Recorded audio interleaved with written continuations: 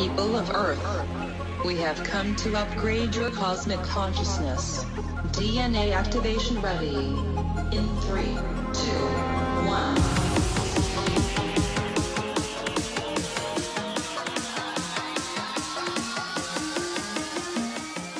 Hi, welcome to Q&A on Breakthrough Leadership. I'm Craig Anderson. And I'm Lou Quinto. Lou, we have spent some time talking about culture and engagement and how it can benefit companies and help them gain success faster. What we haven't had is a great interview with someone to talk about how that's really helped their company grow. So today, I'm really excited about this interview. Yeah, I am too, particularly since we're dealing with the COO of a law firm. We're going to talk about culture in a law firm. And right off the bat, when I saw that you invited Donna to be with us, my mind just started racing through all of the stereotypes of law offices. And I was trying, in my mind, it was hard to put culture and law office together, particularly productive culture. But go ahead. Two big lessons today. Watch your stereotypes. Right. And we're going to talk to Donna about how culture and engagement helped her firm grow and become more successful. So goes back to our zero assumptions. That's right. Absolutely. Because we're growing every day here on Q&A on Breakthrough Leadership. All right, bring Donna. Come on. Right. So let's go ahead, and we're excited to bring on Donna Markus, the Chief Operating Officer for Kopka Pinkus Dolin. Donna, welcome to Q&A on Breakthrough Leadership. We're glad to have you here today. Thank you. Maybe to start off, you could tell us a little bit about your firm and your role at the firm. So I've been with Kopka Pinkus Dolin for 12 years. We're an insurance defense firm situated in 5 states and 9 offices and growing. We have been consistently growing about 10% year over year for the last 5 years. So, we're up to over 100 attorneys. When I started, we were at 40. So we have really grown over the years. Wow, that's amazing. And that's one of the reasons we really were interested in talking with you, because Lou and I spent a lot of time talking about culture and engagement. And the more I've learned about the work you guys are doing, and you in particular have led that work at the firm, just how focused you are on that employee experience. So we wanted to get you on and talk about that, because I think most people don't think employee engagement and culture focus and law firm. And maybe that's just our bias, but I think it's amazing work that you did. So I'm going to kick it over to Lou to get us started off. Yeah. My first question, Donna, is Craig and I have spent really over a year now, and we have dealt specifically with just what I would call regular businesses, but law firms, as Craig just said, are a little bit different. We don't make that association that they are a business because everyone has their opinion and their image of an attorney, and they go into their office and they work basically for themselves, where they've got their clients and everything. On March 15th, how did that change the way that a law, office runs, particularly a law office that has 9 different locations in 5 different states? Oh, well, I want to say that we, about 2 years ago, went to the cloud, and it was probably the best move we ever made. It was a very difficult transition. Nobody wanted the change, as you guys know. And what you're saying is that traditional lawyer doesn't like to embrace all the technology and the changes that occur. But we went through it. And so we made the determination to stay home March 16th. And we pivoted from, working in office to going home. We sent everybody home, and we left an essential staff of our clerks in every one of our offices so that we could get mailings out and make sure we could process the mail. But we kept those people very safe and let everybody else go home. So we had to buy laptops and send them out for people that didn't have enough computers at home. So we right away started ordering, and I'm sure you guys are aware that was hard to get. Everybody was doing that, right? So, but we were able to get our hands on them, and we just deployed them, and we made it work. And then our focus went from getting everybody working to how do we keep our community and our culture within our firm? Because we pride ourselves on having a great culture, but how do you do that remotely, right? How do we keep our personal touch? And so that became our focus. And we changed our philosophy from managing the people to managing the work. because as I experienced, I have 2 children at home, and all of a sudden I had 2 children sitting there and having to do e-learning, and I had to still do my duties and work. And so we decided that we had to be more flexible, and we had to figure out how to make it work for them. So we decided to manage the work and not the people by letting them work every crazy different hour they needed to work. So if they needed to log in from 5 in the morning till 8 and then do some e-learning, and then they come in at noon and work from noon to 2 or whatever, we made it work. And that's how we started, is that we decided that we were going to be ultra flexible. And then we also decided right away that we were not going to let anybody go. We were making a commitment to keep everybody employed. And that was our focus. And that's what we decided.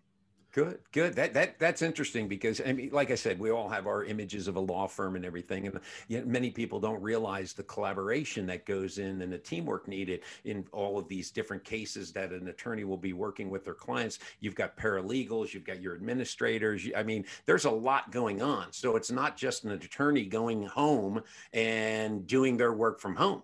There had to be a lot of communication. And luckily, you all were at the forefront by going to the cloud a long time ago. And now I love the change that you talked about in going from managing people to managing workflow.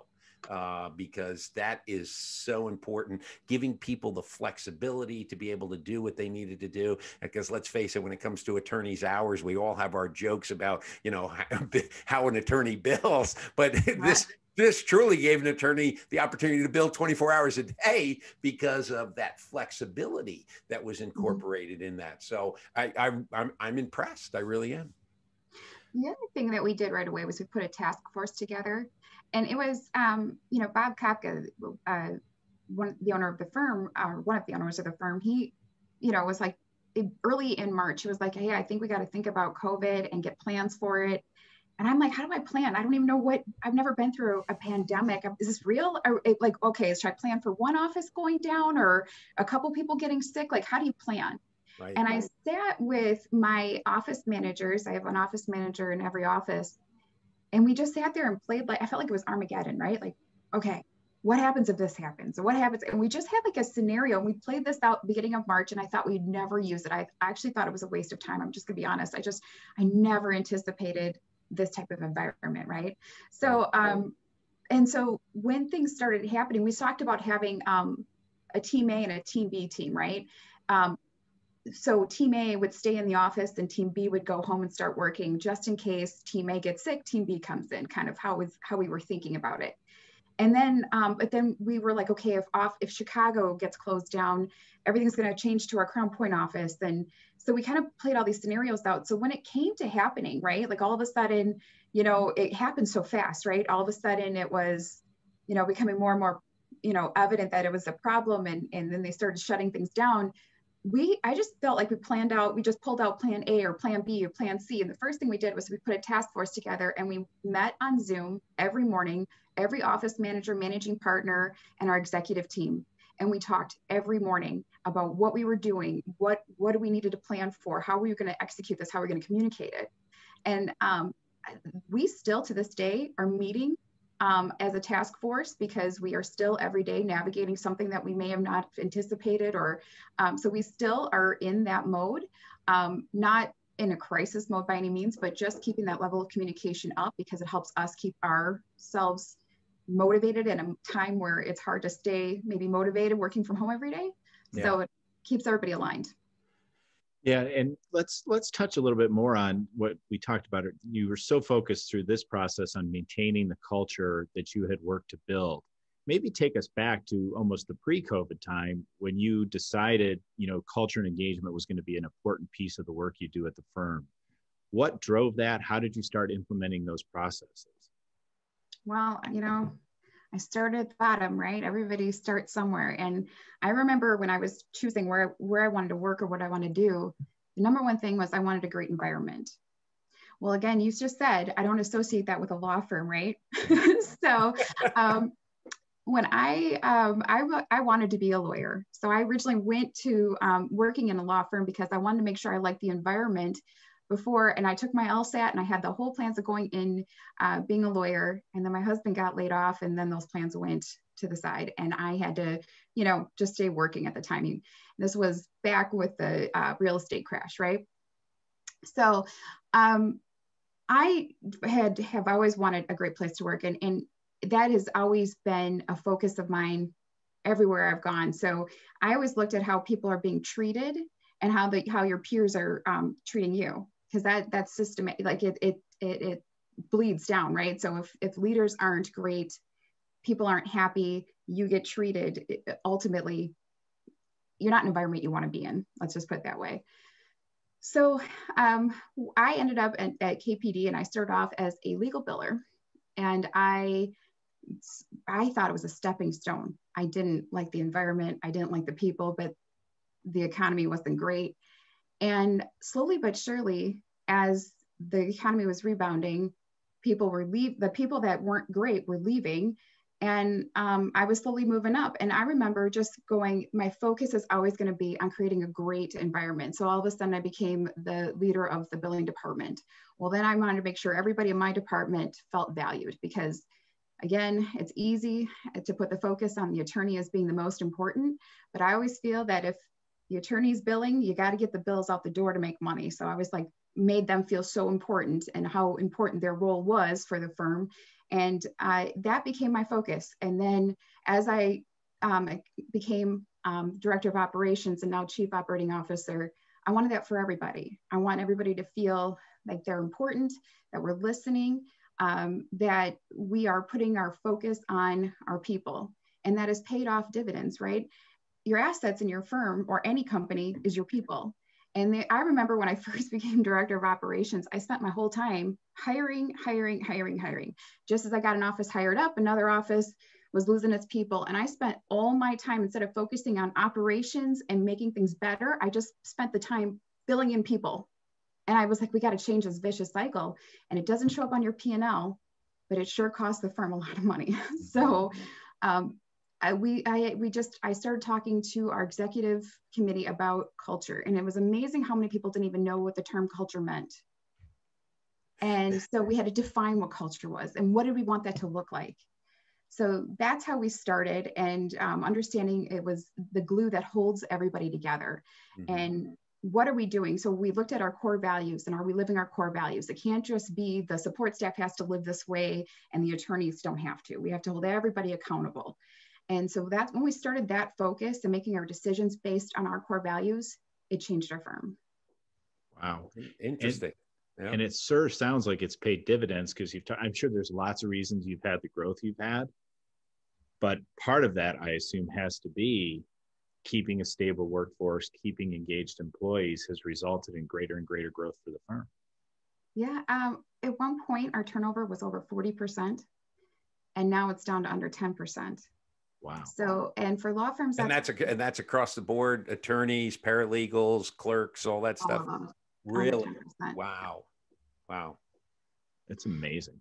Yeah, it really is. And that was just by treating people well. And we created teams. So everybody's working in teams, and they have a team, and we insist that they have team meetings where they meet with their team, they discuss things. We do, like during COVID, we had a lot of family oriented, meetings. Like we had a magician come in, and we invited all the families to come, everybody to come. And then if they wanted to bring, the kids, everybody, and we encouraged them to, just to see each other, because you have to keep that connection, right? And then it was, we did our weekly meetings with our different staff. So legal assistants would meet with the legal assistants, and you know what I mean? So we had a way to keep everybody connected. We had coffee hours.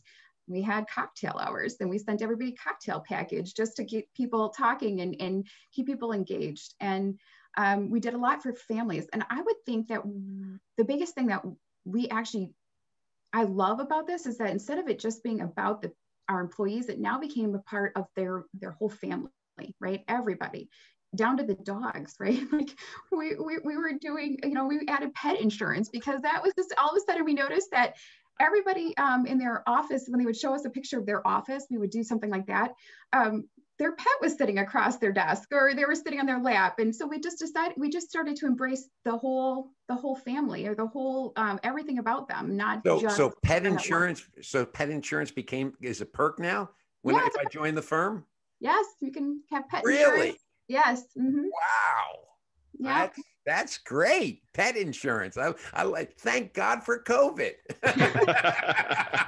Thing that we started adding was that we noticed, like, I know I struggled with this, is that how do we help parents that have little kids or that, 2-year-olds, 3-year-olds? Well, we added a preschool program, and we got, her name is Miss Linny. And what she does is she made YouTube videos for the kids, and then did, where they could go onto Zoom meetings with her, and they would do, she would do songs, and they would do letters, and they would have like a little bit of schooling, but then she sent out videos. So like whenever that parent needed, hey, I need, a good half hour where I can focus, and they could put that in front of them. It was educational. They didn't have to worry about it. So we did that with the younger kids. We got a tutor to help with the middle, like the grade school kids age. We felt like they could use some, like if they needed math help. I mean, the way they teach math nowadays, I'm out. So it's nice to have somebody that can help with all those questions. And she was an elementary teacher that helped. And so we have homework hours. She did book clubs with kids. And she's still, this is continuing. And I don't think this is going to go away. I mean, we have such demand for it now. And then we added a high school program where we have ACT and SAT prep. Wow. So, and the person that's doing it got a perfect score. And he does tutoring. So above that, so he's really good with the high schoolers. And so we're getting a lot of momentum from that. So so we're trying to support the employee at work and at home. That's awesome. Don, I'm shocked because you have just blown away every image I've ever had of a law firm where, the bottom line is get the hours in, be straight. And wow. Which leads me to my next question, because now you said you did a lot of planning ahead of time before In Shelter took place, and you were ready almost, unlike so many people who weren't ready. So I'm going to make an assumption here that you've now looked into the future. And again, I'm going to go back to, and I don't mean to do it, but go back to that law firm stereotype. Law offices were like shrines that attorneys decorated them. I mean, you think of the wood paneling and the big desk and everything, the leather chair, all of that stuff. What's the future in your mind? Have you thought, will there be 100% in the future, or is there always going to be that remote that's going to be part of the work going forward? Well, that's everybody wants to know the answer, right? I think that it ultimately will be a flexible work environment.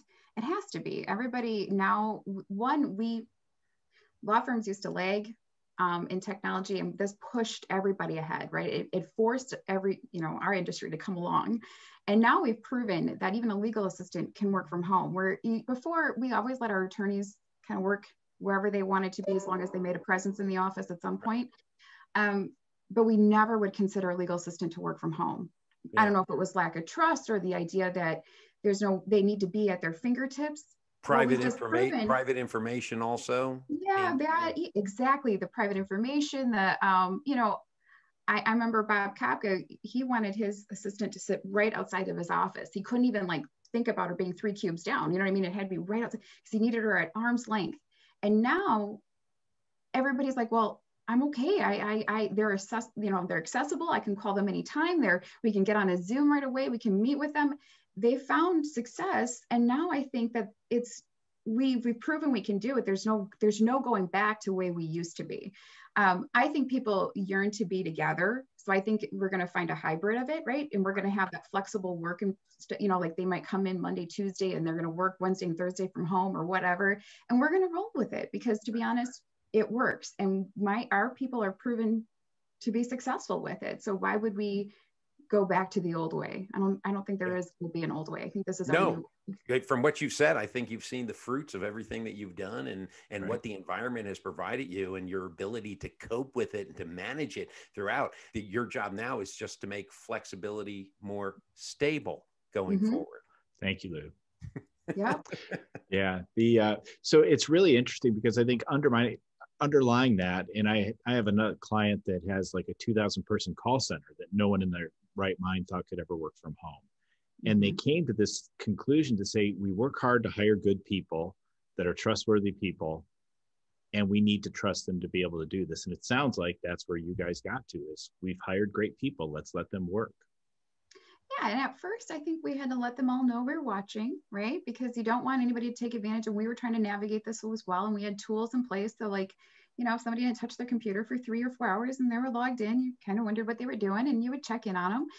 But we did it out of care. Like, hey, I hope everything's going okay. Is there anything we can help with? And we made sure we had a help desk, an IT help desk too, for people to call and make sure that they had support as well.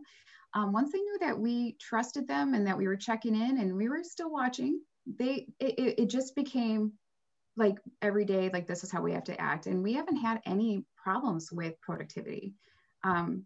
Shocking. I mean, I would expect it, but we don't. We have really good people. We hire good people. We're very proud of our employees, our staff. And I think that they appreciate the stability. Bob Kopka at one point during I would say around November, did kind of a state of the firm address. And I think people were nervous about it. And they got on. He just said, I want you to all know we're doing well. We are doing great. You have nothing to worry about. And there was this like sigh of relief, right? Like, we are okay. And he just assured us that we were okay. And I think that was important for them to hear from the top that we're doing well. And that I think has gone and paid dividends as well for our firm, just to know that your job is safe. We're looking out for you. Everything's going well. That's fantastic. I think that comes back to something that ultimately would be my key takeaway as we shift into that, is just so much of this effort starts at the top. And as long as it's rolling through it rolls through the organization so much more easily when everybody at the top buys into the importance of these things, and then allows it to cascade through the organization in a way that it otherwise can't. Yeah. Fantastic. Well, Lou, what's your key takeaway today? Well, my key takeaway is I'm going to go back and watch all of my lost episodes of LA Law and Boston Legal and try to imagine Arnie Becker and Denny Crane doing all of their work remotely. I know, right? Yeah. I mean, and again, it's that image that we all have in our mind. But Donna, to hear your story, my key takeaway is looking just at Donna and what you planned for without knowing what you were planning for.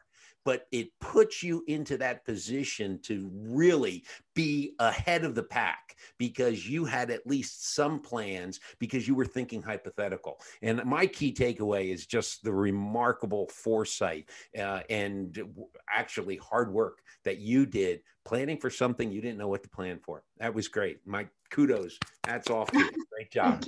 Thank you. Yeah, I think my key takeaway is what I mentioned, and also just this idea that culture and engagement, that focus from leaders makes changes in every organization it touches, and those changes are always for the good. And so that's my key takeaway for today. Donna, how about you? Did you have a key takeaway from our conversation today? Well, if I would, what I kind of live by as far as everything is money follows culture. When you put culture first, everything else just works. And so I think that is just by talking to you, I mean, I just really feel that. And I think that's been our recipe for success. That's fantastic. That's a perfect note to end on. That is the title for a book, actually. Yeah, there you go. Money follows culture. I love it. Yeah, that's fantastic. Well, Donna, thanks so much for taking time out of your day to be with us here in Q&A and Breakthrough Leadership. I know our viewers will get a lot out of this segment. Thank you so much for being here. Thank you for having me. And if people want to get in touch with you or know more about the firm or working, how should they reach out? Is there a way for them to connect with you? Yes, I'm on LinkedIn. Also our website, you can find me there. Kopka Pinkus Dolin. Awesome. Thank you so much. Take care. Thank you. Thanks, Donna. Well, Craig, I think Donna shattered a lot of my preconceived images and notions about law firms. And as I said, my key takeaway, I'm so impressed on her ability and her team's ability to be able to plan for what they had no idea what they were planning about when it came to COVID. But as you said in your introduction, without question, it's a situation where we could actually see an example of how culture can truly affect an organization to the better. And so I'm glad that Donna came on to talk with us. I am going to remember a long time, Money Follows Culture. Yeah, that's the name of our next book, Money Follows Culture. So love it. All right. So if you've enjoyed today's episode of Q&A on Breakthrough Leadership, please like, share, subscribe. And when you subscribe, you'll know when our next episode is going to be. And in fact, Craig, next week, you and I will be talking about employee retention and giving some tips on how to keep top employees. So be sure to tune in for that. In addition, don't forget, Q&A on Breakthrough Leadership is available on all of your major podcast platforms. So until next time, keep those hands washed and keep your distance. I'm Lou Quinto. And I'm Craig Anderson.